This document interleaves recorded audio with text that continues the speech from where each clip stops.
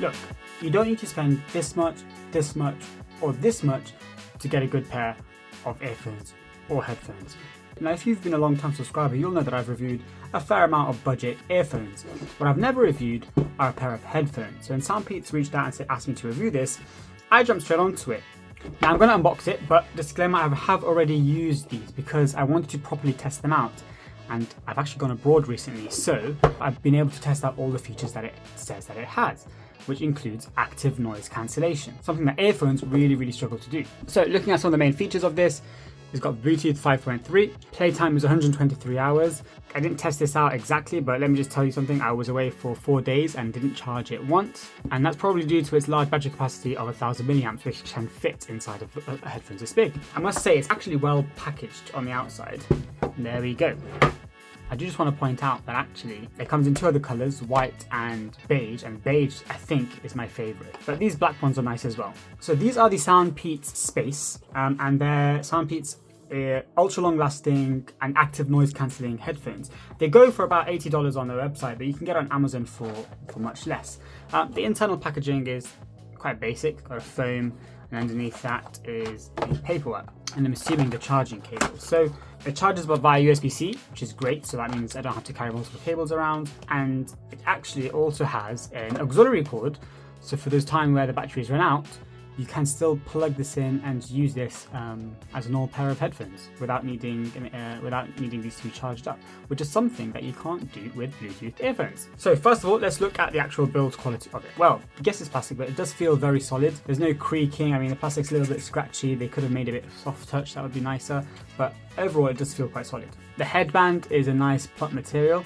Actually, one of the first things I noticed is actually how freaking plumpy? How soft essentially these headphones are. I mean, it feels like memory foam. It's so thick, and having worn it on a whole journey, taxi, flight, train, that whole journey of probably 12 hours didn't cause me any discomfort whatsoever. What I do find weird is that A, it doesn't come with a carrying case, and B, it doesn't really fold in very neatly. It's kind of folds, but I just can't tell if that was intentional. It doesn't seem to be, it doesn't lock in, I don't know. It doesn't seem to be very compact friendly. But the good thing about it is that it has full 90-degree rotation, so it does fit your head really easily, no matter what kind of shape or size. It has these metal extended, so they feel really nice and premium to look at, as well as give you kind of confidence that they're not going to break too easily. So why do people get headphones? The first thing is sound quality. There is sound quality that these $90 headphones can give you that I think even things like the Apple AirPods, $200 earphones can't give you. And that's simply just because of the size of the speakers. These have 40mm speakers.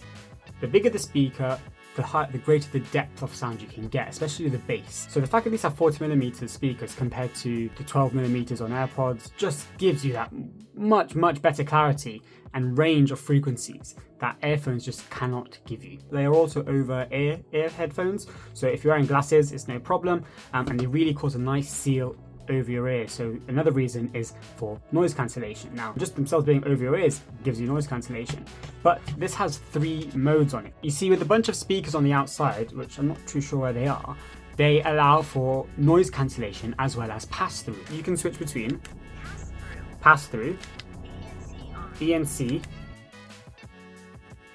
Okay, so I've talked about the theoretical reason why the audio quality will be better on these, but let's actually hear them and test them out against these, which are what I used to use previously, the Samsung Galaxy Buds Pro 2s, expensive earphones. So I'm going to play both on max volume. Obviously it's not a super scientific test, but we'll see how they sound.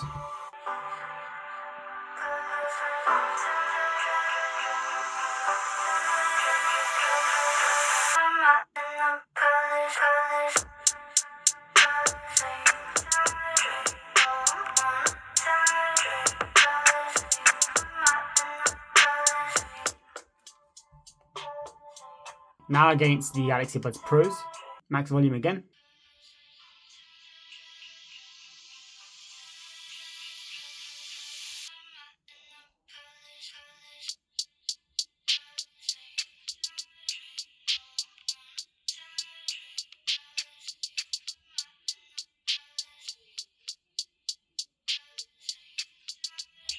Listen, I mean, I hope it comes across through that test like there, but personally, I can tell you straight up, it just sound. I mean, these are way more expensive, more than double the price of these. But these, they just sound more full. I mean, you get good bass out of these, and the fact that they're compact for what they are, the size that they are, they're amazing. But these large speakers over your ears, they just give you a much richer, fuller sound, despite the fact that they are cheaper. You know, it's just a constraint of having a small factor. Like, no matter how expensive you get your earphones, the fact that they're small, will always be a constraint, that they can never really sound as good as, you know, mid-range headphones, personally. But, you know, if I'm wrong, let me know in the comments below. What's up, guys? This is the audio recording of the Soundpeats Space. Hoping, like with other Soundpeats products, that actually the microphone quality is quite good. My voice is clear, it's not very muffled. What I'm going to do is the TKI Tech Scientific Background Noise Tester. Basically, I'm going to turn on the microwave, which makes a nice churning sound. So if you hear that, then the earphones are not doing very good at removing the background noise. But if you don't hear it, then hopefully it should be okay. So the microphone is on. I'm going to carry on talking, and hopefully you don't hear that whirring kind of sound from the microwave. Let me know though. Let me know how it sounds. Now, unlike earphones, which can have some finicky touch controls, headphones, well, most headphones at least, they tend to have some physical buttons because there's some space for them, and they tend to perform a little better. So you have a button dedicated to ANC, so that's what lets you switch between the different modes. And then you have the simple volume up and down, and then you obviously have the play and pause. 1 second press on the volume key will switch tracks as well. Now Soundpeats also do have an app that gives you a bit more customization, so you can go into it, you can do all of the kind of typical stuff that you can control on here, like the volume and the noise reduction levels. I'd probably just prefer doing it from the headphones anyway than getting it out on my phone. But what you can do is change the equalizer settings, so you can customize this to the kind of sounds that you listen to. So personally, I put it on bass boost to kind of make use of those larger headphones, those larger speakers. But there is also something here you'd notice called game mode. And turning that on, that will reduce the latency down to 65 milliseconds. So it should be better for playing games. Now, I've tested Soundpeats products with game modes, their earphones, that have even lower latency, I think in the 30s and the 40s, and they're still not very good for gaming, specifically for like quick reaction kind of shooting games. So I wouldn't recommend these as a dual use for everyday headphones and gaming headphones, but otherwise they're really, really good. Anyway guys, that's my quick unboxing and review of the Soundpeats Space. Things I love about it: comfortability, very, very, very long battery life, and price. The downsides that I do have actually, well, a very basic one is the fact that it doesn't come with like a carrying case and doesn't really fold very neatly. It's kind of like an asymmetrical fold. I'm not sure why that is.